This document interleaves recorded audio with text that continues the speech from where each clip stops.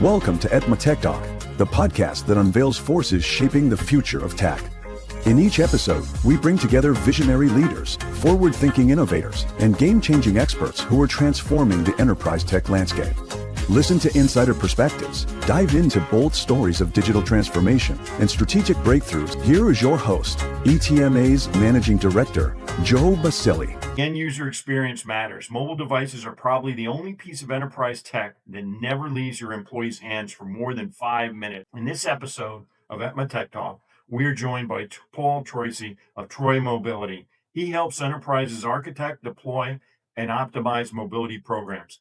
With deep experience in managed mobility services, Paul works closely with CIOs, procurement leaders, and security teams to reduce risk, control spending, and improve performance across the full mobility lifecycle. His background spans enterprise mobility strategy, operational execution, carrier management, and customer success, giving him a practical view of what works in complex environments. We explore how enterprises should be thinking about mobility and security, from lifecycle management to scaling programs across thousands of devices, controlling risk, cost, and complexity. You also hear what separates high-performing mobility programs from reactive ones. If you oversee mobility procurement, security, or IT operations, this conversation is built for you. Welcome, Paul. Thank you, Joe. Pleasure to be here. Happy to speak with you today. Let's talk about your firm, your specialty areas. Troisi Mobility is a 16-year-old mobile security solution provider, a managed mobility services provider. Our goal is to bring an objective,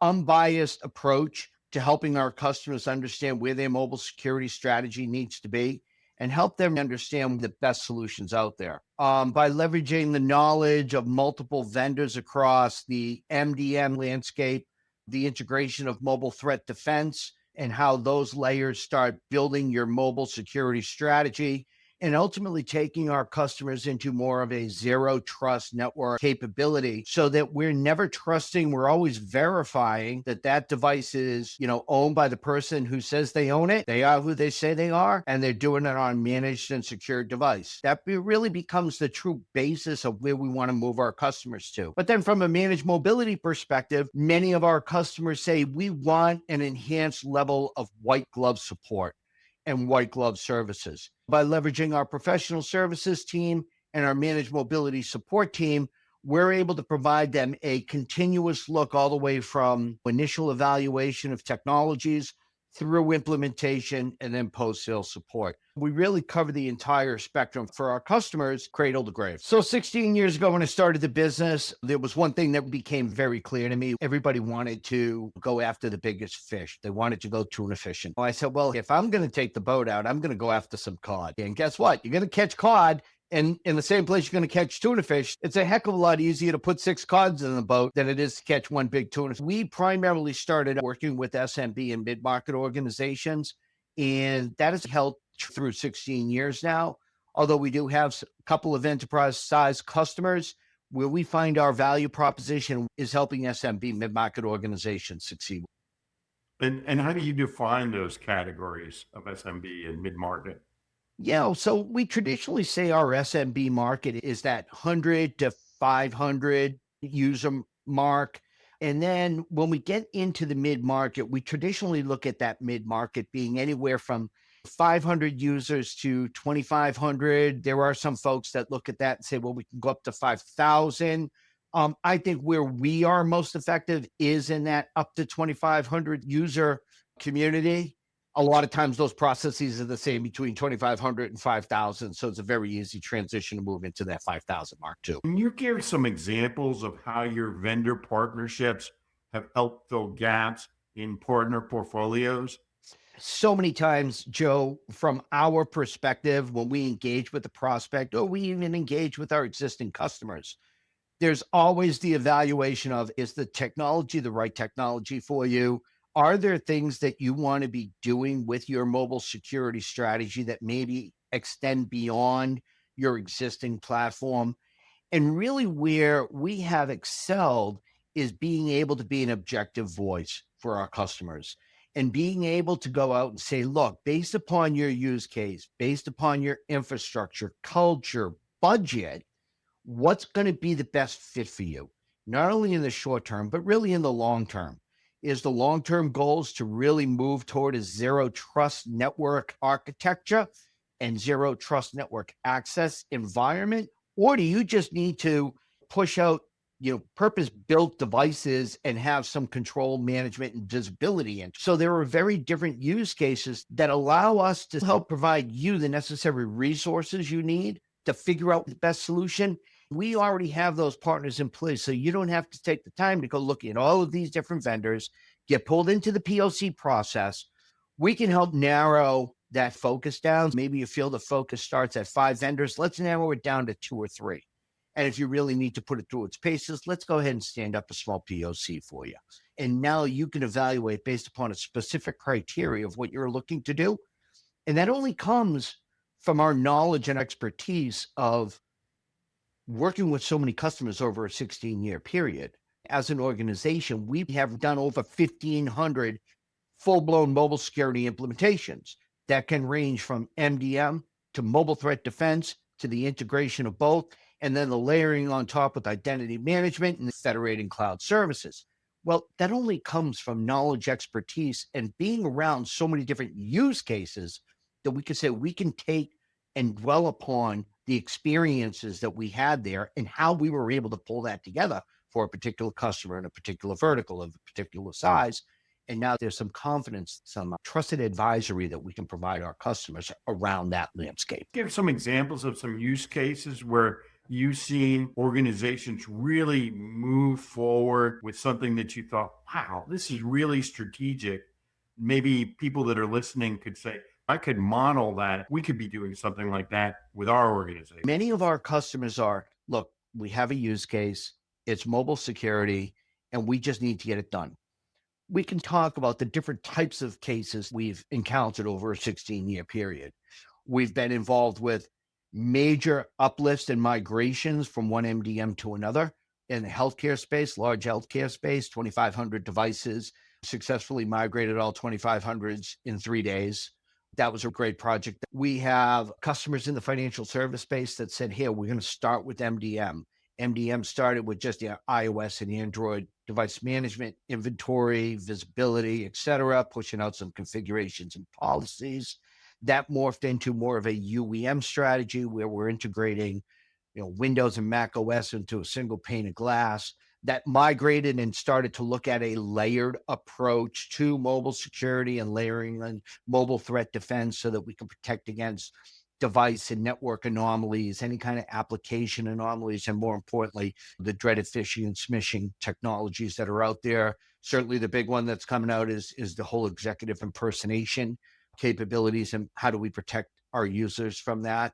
And then, ultimately we were able to take their cloud services because this was a long-term strategy had of 5 years, which is build us a fully loaded mobile security strategy top to bottom. And we were able to successfully deploy Okta as an identity platform, federated their cloud services, their line of business cloud services. And now we had a full comprehensive security strategy all the way from the, iPhone or Android device, all the way through protection, security layers, visibility, reporting, and then all the way up to cloud services. That is actually a very basic model that we strive to move our customers into. We didn't go through and roll out a 15,000 barcoding system. We handle the blocking and tackling. And with security, have you seen some pretty outrageous breaches? Everybody talks about breaches in mobile, and I don't think anybody will fully say they suffered a breach because of mobile devices. They'll say there was a breach or an event that happened. Will they say where it came from, how it came from? Very rarely do we see it. So, what we try and do is we try and make sure that our mobile devices that are under management are not the reason for that. We don't want our customers to become tomorrow's headlines. We don't want our customers to be the face of a breach. So we work really hard to make sure that our customers are secured all the way down from the device through their services. We don't want to see their name out on a breach at all. Otherwise, we've failed in our job. And how do you think CIOs and CISOs that are concerned with security should be thinking about mobile security? What do you think they need to change in terms of their governance as it relates to mobile devices?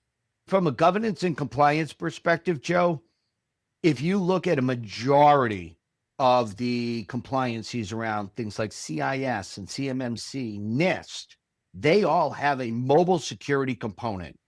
The biggest misconception is we're going to treat the mobile device differently than the laptop. It should be treated exactly the same. The laptop gets all the attention. An EDR, gets an antivirus, anti-malware, gets a VPN, it gets a couple of different technologies, right? Go to a conference, go to an event. Who's using their mobile? Practically nobody. Everybody's got their tablet or the smartphone in their hand, and they're doing everything on their smartphone. Yet that smartphone has way less technology on it than your laptop. Let's get my email, access to my SharePoint OneDrive, my line of business applications, whether or not it's my Salesforce, my CRM, my financial application, my HR application, and you have no visibility, regardless if they're corporate owned or they're personally owned devices. You have no capabilities to manage any of those applications, nor do you have visibility around who's connecting to what services. So if you think about it from a flow perspective, there should be device parity. You should have the same level of security on your mobile devices as you have on everything else. They're all accessing the same content. It's just a different form factor. So why are we not taking a look and saying we need to focus on locking these down, making sure that there is a solid process with solid technology that equals, if not better, than our laptop technologies? It's something that a lot of executive leadership is now finally starting to come around to see and understanding that we need to have device parity across our entire enterprise. If there was one thing that I would jump up and down on a soapbox on this year in 2026, it's going to be for companies to strive to device parity, because the technologies are there. It's just a matter of whether or not you're actually going to implement it and make it work for your organization. And there was a time when we got all tangled up around this idea of bring your own device versus corporate owned. And I think today that doesn't play as big a role in this discussion about security, does it? It shouldn't, just solely because as an employee, regardless if you're using a phone or a device that's issued by the organization or it's your own personal device, there should be a certain level of social contract between you and your employer. There should be that human element that says to me, hey, should I be doing this? Should I not be doing this? And regardless if it's on a personally owned or a business owned device, the only difference will be in the privacy standards that are traditionally enforced by Apple and by Google. So MDMs can't do anything more than what they're allowing them to do. So if you're in a situation where you feel that privacy is being violated, trust me, it's probably not. Okay. The age-old thought process that you're going to be able to see all of my pictures and my text messages and my call logs, that's a fallacy. It's a misconception. It doesn't happen. So, the security aspect should be spread across the board, regardless of ownership. And you should have a social contract with your employees that say they're going to work in the best interest to make sure that those devices are clean and secure and accessibility is secured. The scary things that you're seeing on the horizon as it relates to security. AI, pretty standard response these days. Everybody wants to say AI is a concerning factor, but it really is. One thing that we anticipate is, if you think about the fact that we have always been 2 steps behind the threat actors, they are way, way advanced in terms of their use of AI for malicious actions. Where we need to move towards is, how do we get ahead of them? And the mobile device has become one of the biggest form factors for them to target. Why? It's simple. It goes back to exactly what I was just talking about, device parity. All right. They know that that's the weakest link in the fence.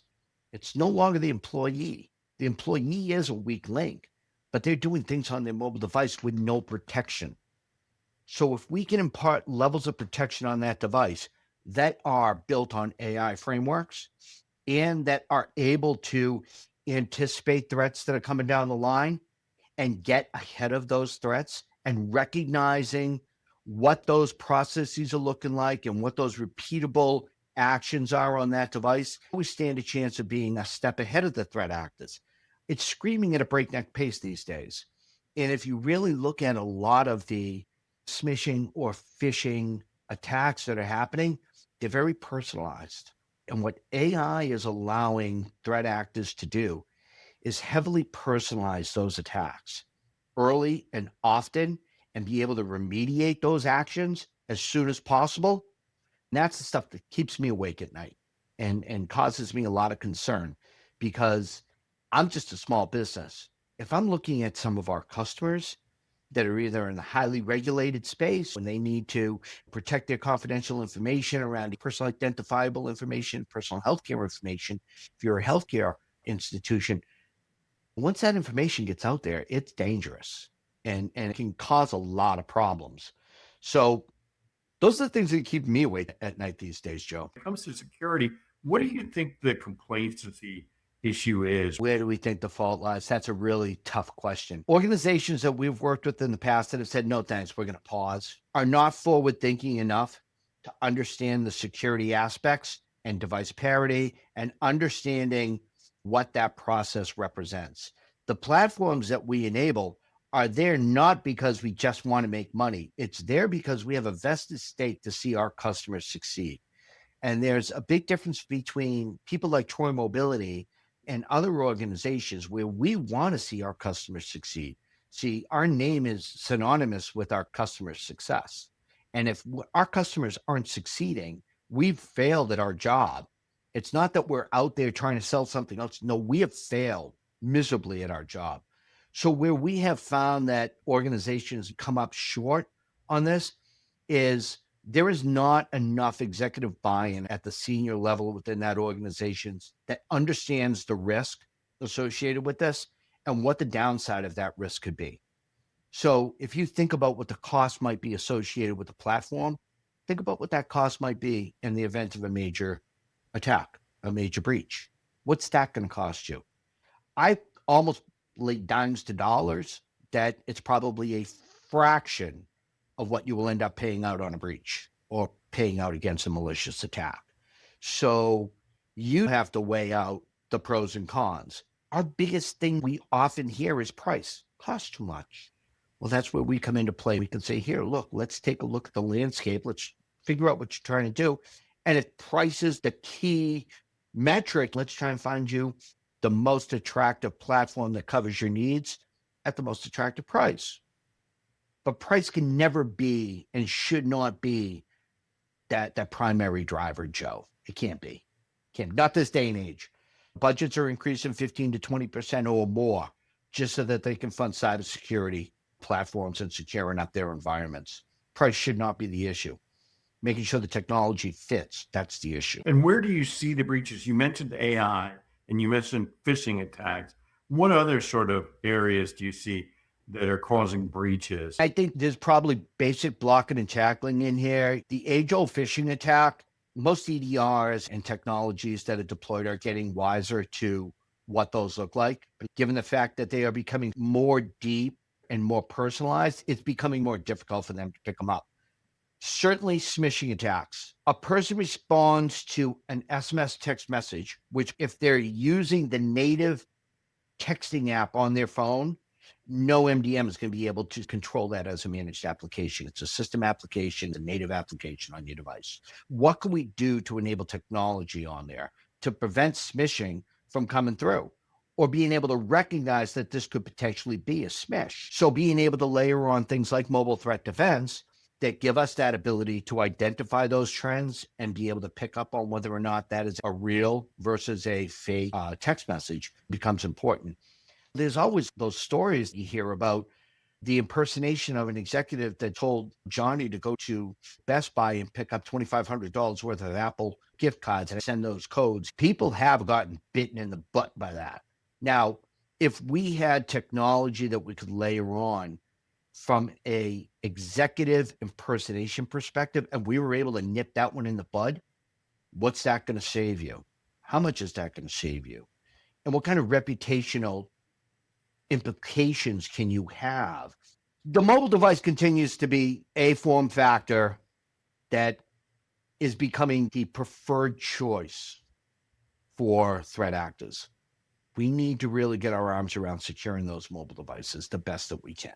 Tell us something memorable. I started this business with no customers, no money, no employees, and no funding. And here we are 16 years later. We have a beautiful portfolio of customers that range from regulated to unregulated, everything from construction to legal and finance. I wear a Boston Scally cap called the Bootstrap. And on it's actually a little pin, which is a small little pin of two boots, because this is my bootstrapped organization. Our origin started 16 years ago in 2010, when nobody had any right to be starting a business. And I started little old Troy Mobility. 16 years later, we survived. We got through the recession in 2008. We rode the wave once 2014, really 2013, 2014, when things started to really come back around. And we have continued to drive success within our customers. I think for me, that's probably the most significant thing. What was the catalyst for starting the business? Or it's a great story. Got jammed up in 2008, the recession. Lost my job in October, just before the floor fell out in November of 2008. Married, 2 sets of twins, 22 months apart. They were 8 and 10. I said, what the heck am I going to do? I literally was holding cabinets for a friend who was a finished carpenter. That's what I was doing, trying to figure out, what am I going to do? There were no jobs. Nobody was hiring. And one day, a wise man, my father, said to me, what you need to do is take a step back and try and anticipate what's going to be coming down the line. Strangely enough, the one thing that did start to resonate for me was, look at this fancy new device called the iPhone. Look at this thing. Look at the lengths it's going through. And so many people have a short-term memory. If you think about what was the device that everybody was using in 2008, 2009. Can you remember what it was, Joe? BlackBerry. Right. And you could not wrestle those BlackBerries out of your executives' hands, but you still had executives coming in the first week of January saying, hey, I just got this new device. I want to make it work. Organization said, we don't have the technology. Well, there was this little known industry that was starting up somewhere around 2007. There were a couple of vendors that were a little earlier on. The SAP Afarias of the world, they were in early. The MDM market really started to explode around AirWatch and Master 360 and Mobile Iron back in 2007, 2008. So the epiphany to me was, there's no way BlackBerry is going to be able to continue to reign supreme here. Did some research, lo and behold, MDM. Started with my first relationship with Mobile Iron back in 2010. 2014, we became an approved subcontractor for their professional services team. Continued to expand the portfolio, expanded our knowledge and experience within that space. And then we've just continued to grow the business. But I started this business with nothing. A little bootstrap business. 16 years later, I was able to survive. It's the first time I ever decided to try this hand at entrepreneurship. And I'll never forget my wife's face when I told her I was going to start my own business, and she had a baby in her hand, and she looked at me, a child in her arms. You're going to do what? The words were a little bit stronger than that, Joe, but the gist of it was, you're going to do what? I need to be right all the time, Joe. I just like to be right. Yeah. I married her. She gave me a beautiful family, and I read the tea leaves right when it came to mobile security back in 2010. You know? Good for you.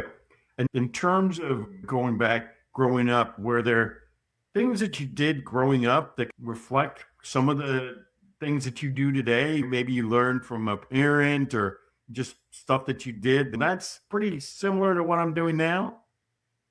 So there was nothing similar to what I'm doing now, because mobile devices just weren't this big thing. Even back into the early to mid 90s, when I first started playing with mobile devices, they were flip phones. They were a phone to make a call, maybe make a text message. That was it. They didn't have anything to do with the kind of applications and ability to hit corporate content the way that we have it now. It wasn't even close. But I do actually come from a little bit of a history of entrepreneurship. My grandparents were both hairdressers. They opened their own hairdressing salon in the North End of Boston, and they used to take care of all of the women in the North End. cut hair and stylists. They were hairstylists. My dad started his first business in 1972. He started a business that was basically unheard of, outplacement consulting. He successfully grew that business to 5 states here in the Northeast and successfully exited from the business somewhere around the late 80s. So I come from a little bit of an entrepreneurship background. Even my brother, going back into the mid 90s when he started his own business in the ERP space, I spent a few years with him as well. I guess you could say it wasn't that I came from the technology I'm in, but it came from the thought process of entrepreneurship.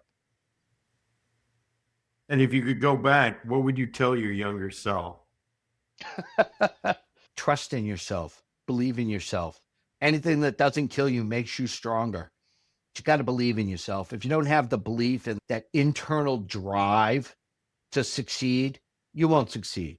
I like to call it the self-fulfilling prophecy. If you believe it will happen, it will happen. If your younger self were listening to this podcast, what would they think? Come on, self. What the hell are you talking about? Yeah, I believe in myself. I got confidence. I'm good. But, I think I should have focused on more learning. The best part about what I do now is I learn something new every day. And I think people have a tendency to get stagnant in terms of their learning. If you're not learning something every day, I don't view it as a successful day. So you got to keep your eye out there. You have to stay focused on education. In order for you to be successful, you have to stay ahead of your customers' thinking. You have to be ahead of your customer and try to anticipate what their next moves are. The only way you can do that is education. Is there any particular learning, maybe a book, a quote, or something that you learned that you think, hey, that's a nugget that's really changed me? I read a book a couple years back called The One Thing. At the heart of the one thing, think about what is the one thing I can do today to better myself, to better my business, to better my family, to better whatever it is that's important to you. So what is that one thing that you can do? And you prioritize that over everything else. It was a fantastic book, not a very difficult read. The other one, which was really good, was called The Go-Getter. Okay. And The Go-Getter was a real interesting book around the importance of networking and helping your fellow individual without expecting anything in return. That becomes a lot of my leadership style, more servant leadership. I want to lead. I want to be able to be successful. I want my team to be successful. As a servant leader, you're working on their behalf as well as the customer, because age-old expression, you take care of your people will take care of your customer. I'm only one person. I need a team behind me. That also becomes core philosophies I've always kept in the back of my head. What are you passionate about? Hobbies or things outside of work? I'm a pretty avid pool player. Love 9-ball.